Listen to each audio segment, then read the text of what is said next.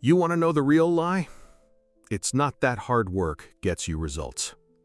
It's what happens to your soul when you finally accept that, for you, it won't. It's the silence that comes after the screaming is done. I listened, to the advice, the endless stream of well-meaning, useless words people offer up like a shield. Just focus on yourself, King. Stop looking and she'll find you. Confidence is the key. It's all just noise.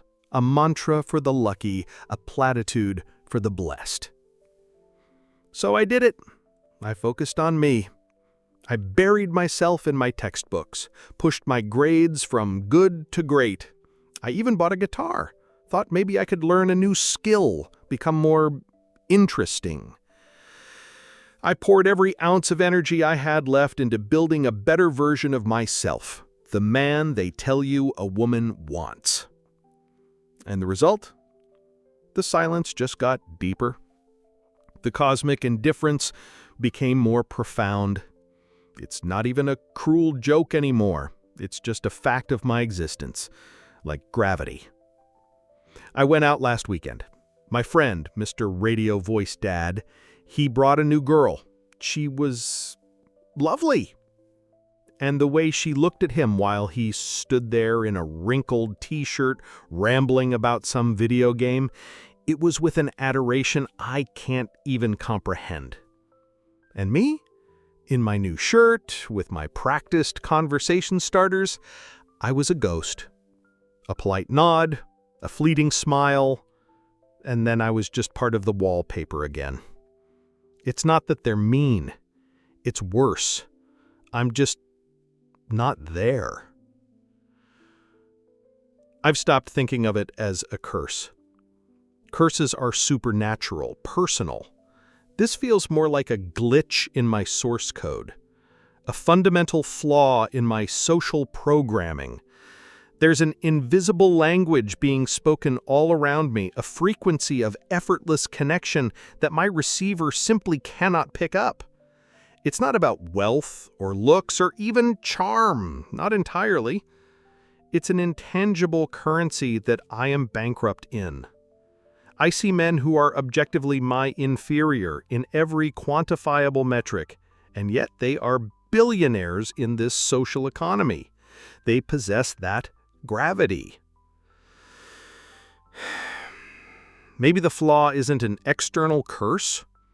Maybe it's internal, an inherent unlovable quality baked into my very being, a spiritual ugliness that no amount of gym time or good clothes can mask. They say you can't hide desperation. But what if it's not desperation they're sensing? What if it's just me? What if the core of who I am is fundamentally repulsive to the opposite sex? That's a terror that keeps me up at night. My prayers have changed.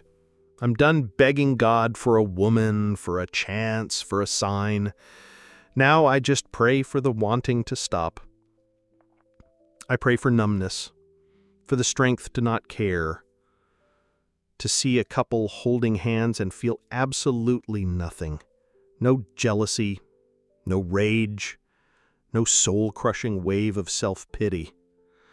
I pray for the gift of apathy, to be freed from this obsession that has become the entire focus of my life.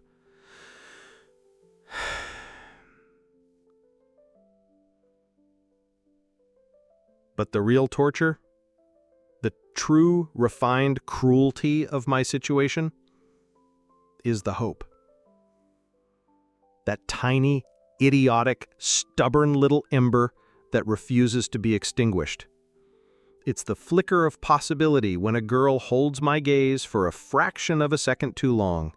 It's the brief spark when a friendly conversation feels like it could be something more. That hope is the most poisonous thing of all, because it's the hope that ensures the fall is always from a great height. It whispers, "This could be it," right before I hit the ground again. And each impact breaks more bones.